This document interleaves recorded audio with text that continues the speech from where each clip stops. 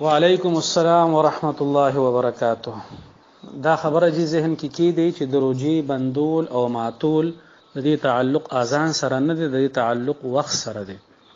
چې کله د سحر وخت داخل شو نو دا غي نفس خوراک سکا کول دا د روجي ماتون کې دي، او چې کله ماخام نور پریوته نو بس د روجي ماتول ټیم وشو. اگر که سحر کې اذان نیوي شوی یا ماخام کې اذان نیوي شوی،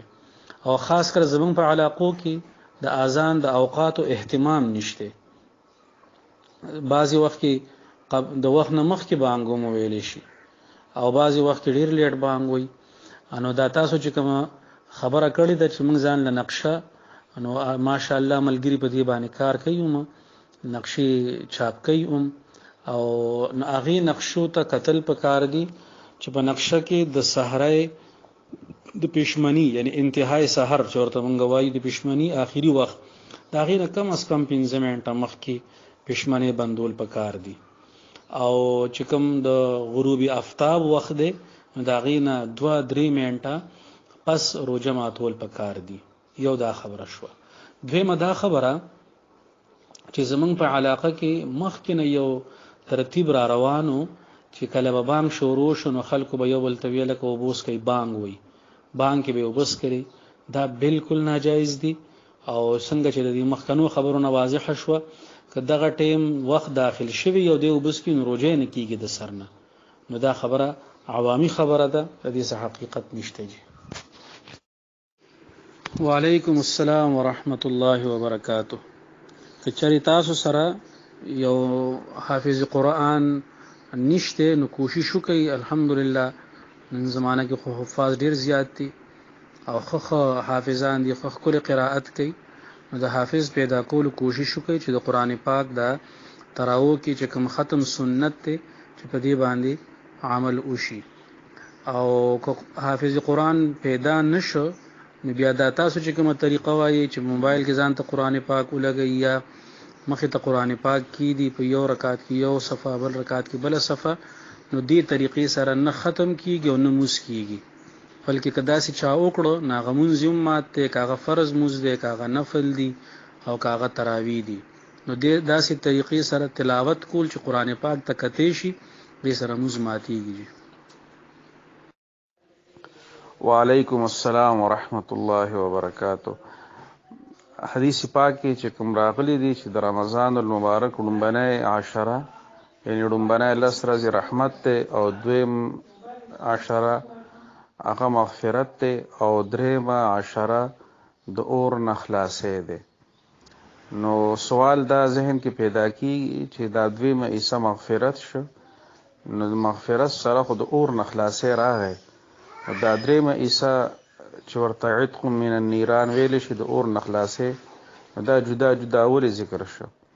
نو شیخ الحدیث مولانا زکریا رحمت الله علیه فرمایل چې خلق په درې قسمه دي. یو هغه خلق چې هغه باندې بالکل د ګناهونو بوج نوي، نو هغه د پاره رمضان المبارک د اول نه رحمت شروع شي او اخره پورې په هغه باندې رحمت وي. او دویم هغه خلق چې د هغه ګناهونه کم وي، نو چې لس روزي ونیسي نو بس هغه ته مغفرت وشي او هغه پوری شي.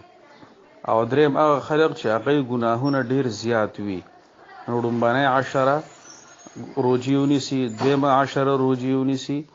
او بیا دریمه عشره کې د هغه د اور نه خلاصې کیږي. نو مغفرت او د اور نه خلاصې اگر چې یو شی دی، ولیکن حدیث پاک کې چې کوم جدا جدا ذکر شو نو دا د خلقو د ګناهونو په اعتبار سره جدا جدا ذکر شو، چې څه خلقو ته په منځنۍ عشره کې مغفرت وشي او څه خلقو ته د رمضان المبارک په آخرنۍ عشره کې مغفرت وشي. الله جل شانه دې موږ او تاسو د رمضان نه داسې پورې باسي چې موږ او تاسو ته الله تعالی مغفرت کړي. وعلیکم السلام ورحمت الله وبرکاته. د روجي په حالت کې د خوشبو بویولو دو قسم دي. لومبنه هغه خوشبو چې د هغې لوګي نه وي، لکه عطر شو او صابون شو، شیمپو شو وغیرہ. نو د دې په استعمالولو سره یا د دې په بویولو سره په روجه باندې هیڅ قسمه اثر نه غورځيږي. روزه دې سره نه متاثر کیږي. البته دویم قسم هغه خوشبو چې هغه لوګي والوي لکه اگربتی شو یا د عود چې کوم راغواړي خلق او یا هغه ایټر باندې اګدي او داغي بوی داغي لوګي وي نو په خپل قصد او اراده او په اختیار سره هغه بوی لوګي راخکل نو فقها فرمایي چې په دغه سر روزه ماتيږي. ولیکن د کوم قسم چې تاسو تپوس کوئ نو دا شیمپو صابون یا عطر وغیرہ نو دې سره په روزه باندې هیڅ قسمه اثر نه ورځيږي. تراوو کې هر سلور رکعاته پس چې کومه ناسته کیږي نو دې ته په عربی کې ترویحه ویل شي. عامو کتابونو کې چې کومه دعا ذکر ده د دې ترویحین او هغه ده سبحان ذي الملك والملكوت سبحان ذي العزة والعظمة والهيبة والقدرة والكبرياء والجبروت سبحان الملك الحي الذي لا ينام ولا يموت سبوح قدوس ربنا ورب الملائكة والروح اللهم أجرنا من النار يا مجير يا مجير. نو که څوک دا دعا وي نو هم صحیح ده او که چاله دا دعا نه ورزي یا که ورزي او د دې دعا په ځای باندې نور کلمات وي سبحان الله وي الحمدلله وي لا اله الا الله وي درود شریف وي انو د دې ټولو اجازت ته او دا ټول ویل شي. بلکې فقها تر دې پورې لګي چې په دغه دوران کې سناسه تسبیحات ویل سبحان الله وغیرہ ویل دا پکار دي او که یو سړی خاموشه کې ناستو نو په کې څه قسمه ګناه نشته ولیکن چونکه سوره اعمال وخت نو چې سوره په کې ذکر وکړي شي دوره بهتره ده. نو که دا دعا ویل شي نو صحیح ده او که نور دعاګانی یاد وي درود شریف وي استغفار وي تسبیحات وی لا اله الا الله وغیرہ ویل ټول جایز دي. وعلیکم السلام ورحمت الله وبرکاته. د روزي فرضیت پالک او په جنای باندې کله کیږي د دې تفصیل دا دی چې حدیث پاک کې حضور اکرم صلی الله علیه وسلم فرمایي چې تاسو خپل بچو ته د موز حکم کوئ کله چې هغه د 2 کالو شي او چې کله د 10 کالو شي بیا د موز نکولو په وجه باندې تاسو هغه ووي. او فقها فرمایي چې بالکل دا حکم د روزي باره کې دی خو فرق دا دی چې د موز حکم به هر حال کول شي چې د 2 کالو شي او 10 کالو کې به هغه ماشوم یا ماشومه باندې د موز باره کې سختی کول شي. نو روزي حکم دا دی خو روزه کې به د ماشوم او د ماشومې طاقت تکته شي چې کله د 2 کالو شي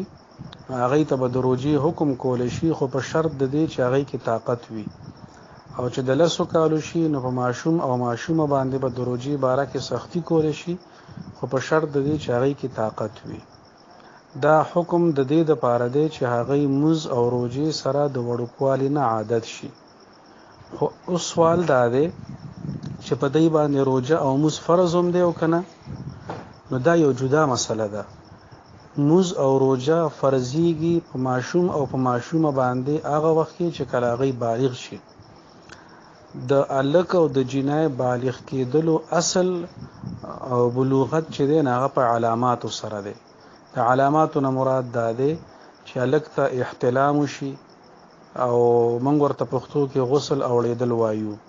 او د جنای علامت دا دی چې هغه ته هغه د میاشتې خپل ماهواري حیض ورته وي هغه ورته راشي او یا د حامله شي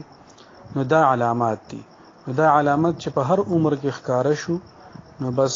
دی بالغ دی په دی باندې منظم فرض دی او روزه ور باندې فرض ده. او کنه دا علامت نی ظاهر نو 15 کال عمر کې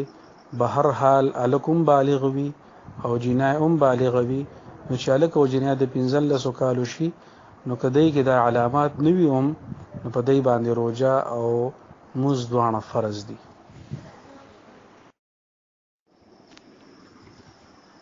نابالغ ماشوم پسې